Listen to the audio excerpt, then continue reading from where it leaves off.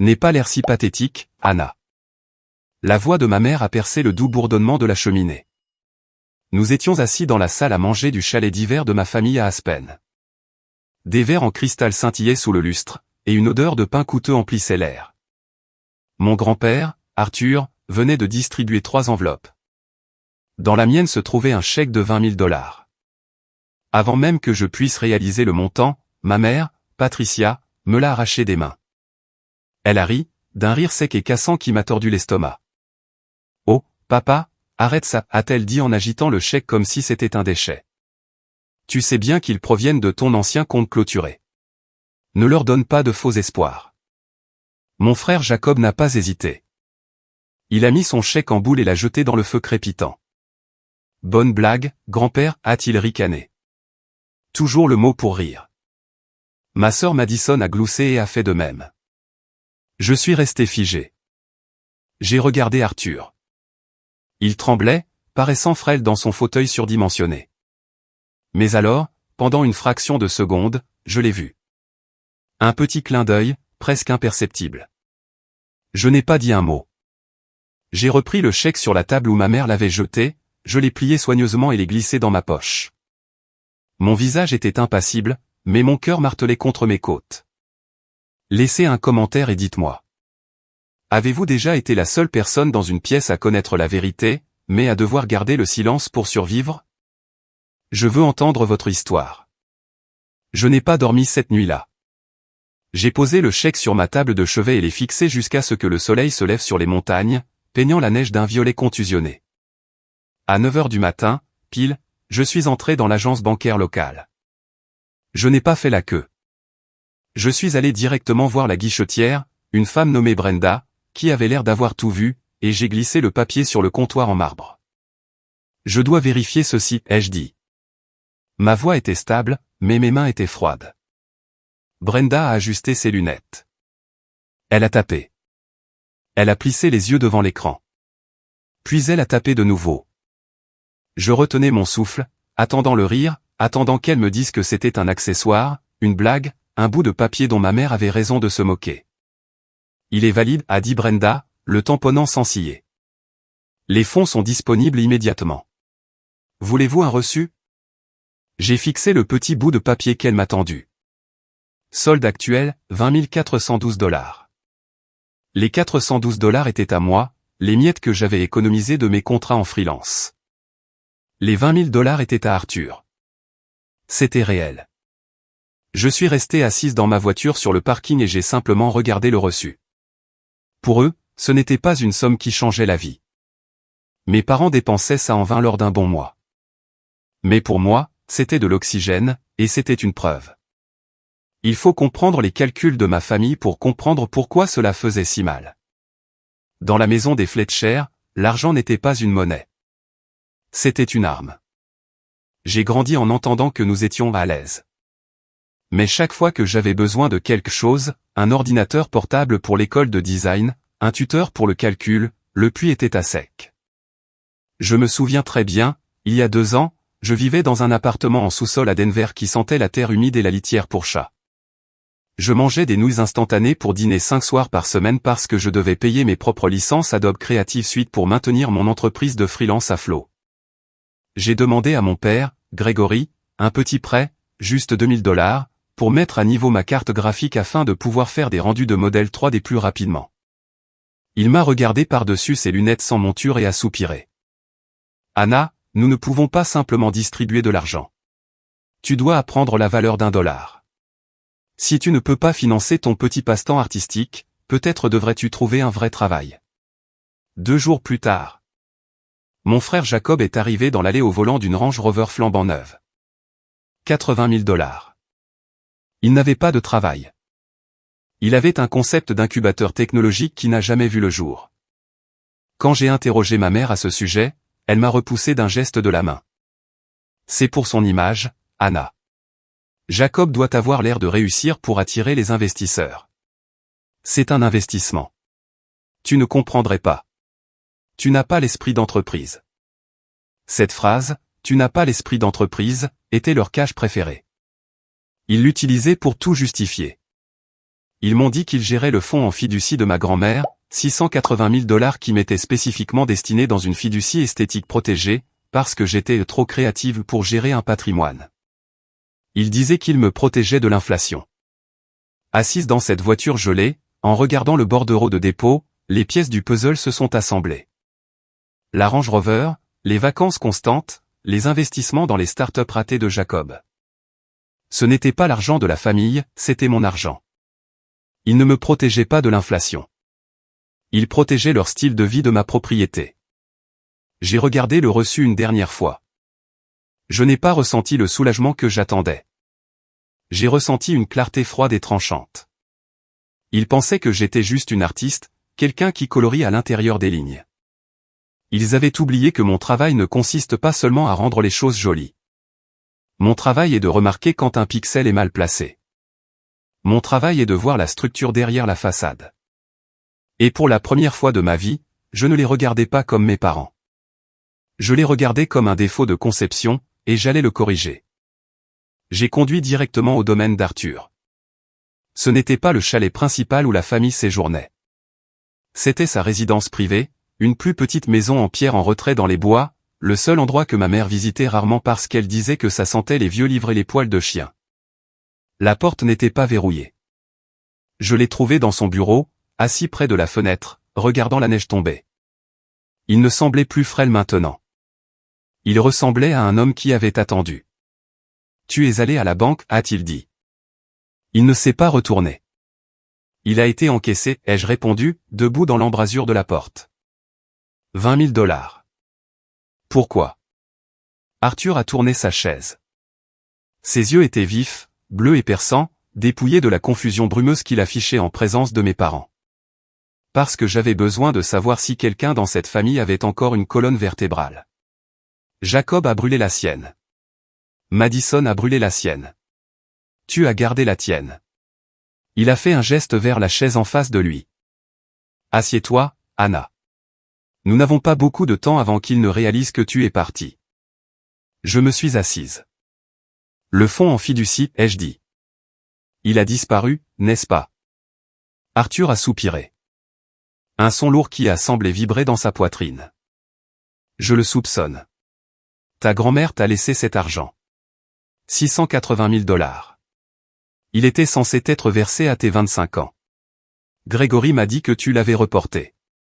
Il m'a montré des emails, soi-disant de toi, disant que tu n'étais pas prête. Je n'ai jamais envoyé ces emails, ai-je dit, ma voix froide. Je le sais maintenant, a dit Arthur.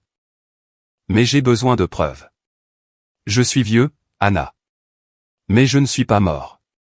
Je ne peux pas les accuser sans preuve, sinon ils me feront déclarer incompétents et prendront le contrôle de tout avant que je ne puisse les arrêter.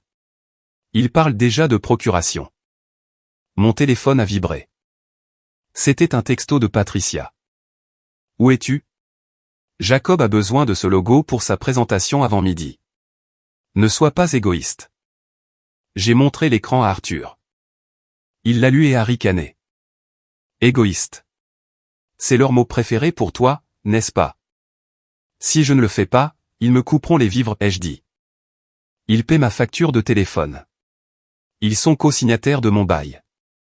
Qu'ils le fassent, a dit Arthur. Tu as 20 000 $ maintenant. Tu es libre. J'ai regardé à nouveau le texto. Jacob a besoin de ce logo. Pendant des années, j'avais obéi au doigt et à l'œil. J'avais conçu leur carte de vœux, leur logo d'entreprise, les sites web de leurs projets vaniteux, tout cela gratuitement. Tout en m'entendant dire que mon travail était mignon mais pas une vraie carrière. J'ai tapé une réponse. Non. La réaction a été immédiate.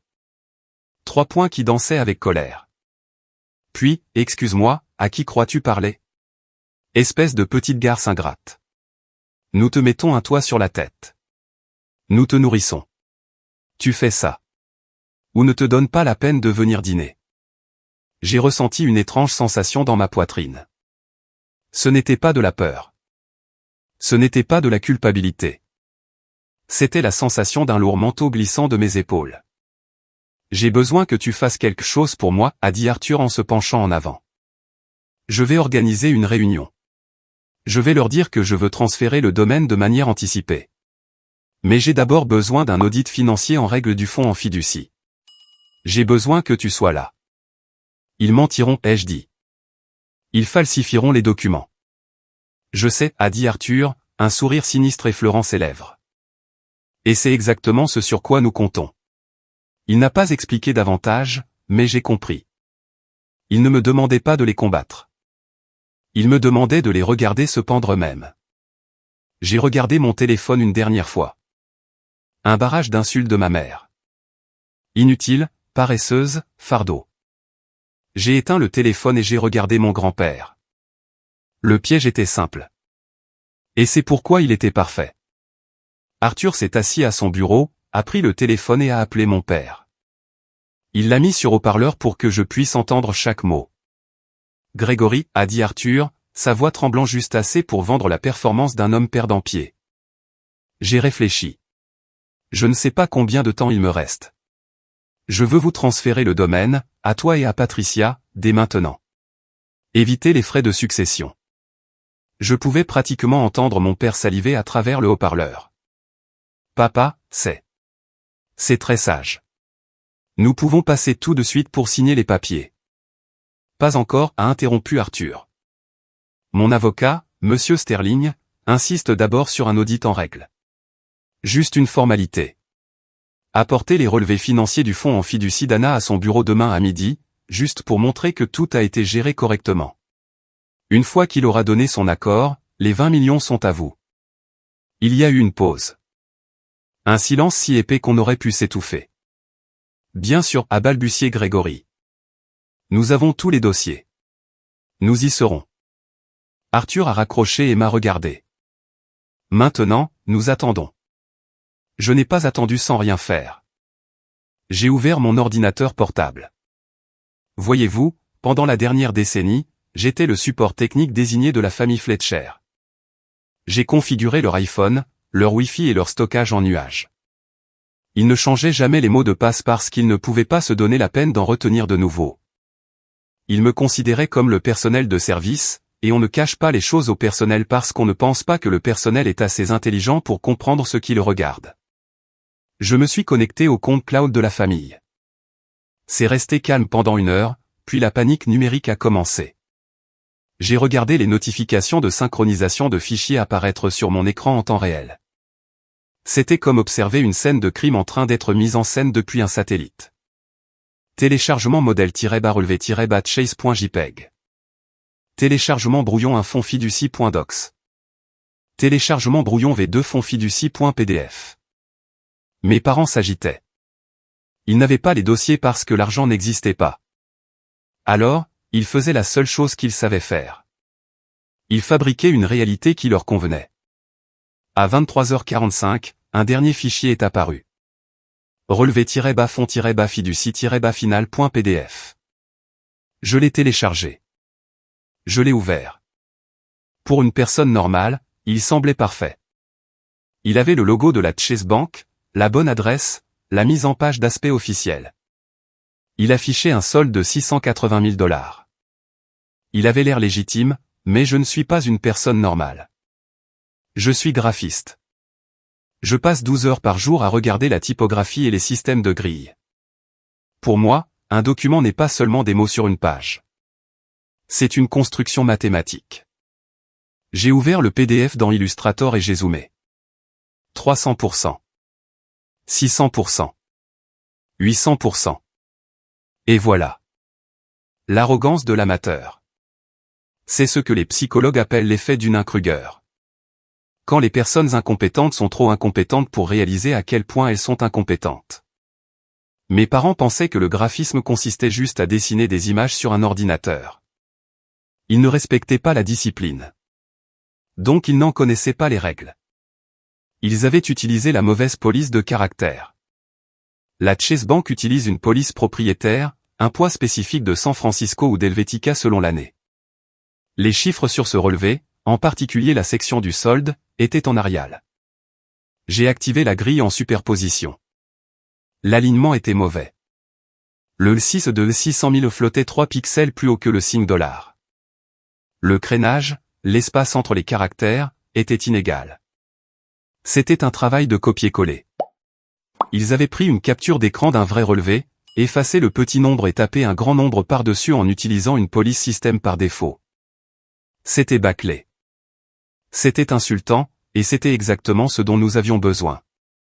J'ai vérifié les métadonnées du fichier. Créé hier, 23h42. Application, Adobe Photoshop CS6. Auteur, MacBook Pro de Grégory. Ils n'avaient pas seulement menti. Ils avaient créé une empreinte digitale de leur crime. Ils étaient si confiants dans leur propre supériorité, si sûr qu'Arthur était sénile et que j'étais stupide, qu'ils m'avaient tendu l'arme du crime avec leurs empreintes partout dessus. J'ai sauvegardé le fichier sur mon disque dur externe. Puis j'ai sauvegardé le rapport des métadonnées. J'ai regardé Arthur. Ils ont mordu à l'hameçon. Ont-ils fait du bon travail, a-t-il demandé. Non, ai-je dit en fermant mon ordinateur portable. Arthur a souri. Rendez-vous dans la salle du conseil. La salle de conférence de Sterling et Finch était conçue pour intimider. Tout était en acajou et en verre, suspendu à 20 étages au-dessus du centre-ville de Denver. Dehors, un blizzard faisait rage, transformant la ville en un flou blanc. Mais à l'intérieur, l'air était calme et chaud. J'étais assise dans le coin le plus éloigné, près du chariot audiovisuel, mon ordinateur portable fermé sur mes genoux. Monsieur Sterling, l'avocat d'Arthur, était assis en bout de table. C'était un homme qui parlait en heures facturables, et en ce moment, il était silencieux. Arthur était assis à sa droite, paraissant petit dans son cardigan en laine, ses mains tremblant légèrement sur le bois poli. À midi pile, les lourdes portes doubles se sont ouvertes. Mes parents sont entrés comme s'ils montaient sur un yacht. Patricia portait un manteau de fourrure long jusqu'au sol qui coûtait probablement plus cher que toute mon éducation universitaire. Grégory portait un costume sur mesure, secouant la neige de ses épaules avec un air d'importance agacée. Ils ne m'ont pas regardé. Pour eux, je n'étais pas une joueuse dans cette partie. Je faisais partie des meubles, juste un autre équipement dans la pièce. Désolé, nous sommes en retard, a tonné Grégory en prenant le siège en face d'Arthur. Il n'avait pas l'air désolé. Il avait l'air d'un homme qui avait déjà dépensé l'héritage dans sa tête. Les routes sont un cauchemar, mais nous avons tout apporté. Il a fait glisser un épais dossier relié sur la table en acajou. Il a heurté le bois avec un bruit sourd. La comptabilité complète, a dit Grégory, affichant un sourire de requin. Tu seras content, papa. Le fonds en fiducie a même fructifié. Il s'élève à un peu plus de 700 000 $. Nous l'avons géré de manière conservatrice, bien sûr, pour protéger l'avenir d'Anna. Arthur n'a pas touché le dossier. Il a ajusté ses lunettes, les mains tremblant juste assez pour vendre la comédie. Mes yeux, a-t-il marmonné. Les chiffres sont flous. Je peux résumer, a dit Patricia en tendant la main vers le dossier. Non, a répondu Arthur, faisant un geste vers moi. Anna, mets-le sur le grand écran. Je veux les détails. En grand et en clair. Grégory a hésité, puis s'est détendu. Pour lui, j'étais juste le support technique, pas une menace. Vas-y, a-t-il dit alors que je connectais l'ordinateur portable. Patricia a sifflé. Ne casse rien. Essaie de ne pas nous mettre dans l'embarras. Ne vous inquiétez pas, ai-je dit d'un ton égal. Le document a rempli l'écran de 80 pouces. 680 000 $. Propre, convaincant. Tout est en ordre, a dit Grégory. Arthur s'est penché en avant. Ça a l'air impressionnant. J'ai laissé le silence s'installer. Puis j'ai parlé. Vous avez toujours dit que le design, c'était juste du dessin. Laissez-moi vous montrer ce que c'est vraiment. J'ai zoomé. Le solde a explosé sur le mur. Ceci flotte 3 pixels au-dessus de la ligne de base, ai-je dit. C'est une erreur de glisser-déposer. Une grille rouge est apparue. Puis des contours bleus. Arial Regular, ai-je continué. Police par défaut de Word. Photoshop CS6. Pas de bibliothèque de police. J'ai superposé un texte vert. Et ceci, c'est du San Francisco. La police que Chase utilise réellement. Crénage différent, courbe différente. La vôtre est fausse. La pièce s'est figée. Vous n'avez pas obtenu ça d'une banque, ai-je dit. Vous l'avez mal fabriqué. Elle ment, a crié Patricia. Demandons au fichier, ai-je dit. Les métadonnées sont apparues. Créé, hier soir. Application, Adobe Photoshop CS6. Auteur, MacBook Pro de Grégory. Mon père est devenu blême. Vous avez falsifié un document financier, ai-je dit. C'est de la fraude. Patricia a crié et a attrapé son téléphone. Appelez-les, a dit Arthur calmement. Il s'est redressé maintenant. Stable. J'ai demandé à Anna de vérifier le compte parce que je savais que vous aviez volé l'argent. J'avais juste besoin de preuves. Grégory a murmuré. Nous l'avons emprunté. Pour Jacob. Monsieur Sterling a ouvert son classeur. Une clause de non-contestation, a-t-il lu. La fraude annule l'héritage. Il l'a refermé. Vous ne venez pas seulement d'avouer le vol de 680 000 $. Vous venez de vous déshériter d'un patrimoine de 20 millions de $. La sécurité les a escortés dehors. Patricia a attrapé mon bras. Nous sommes ta famille.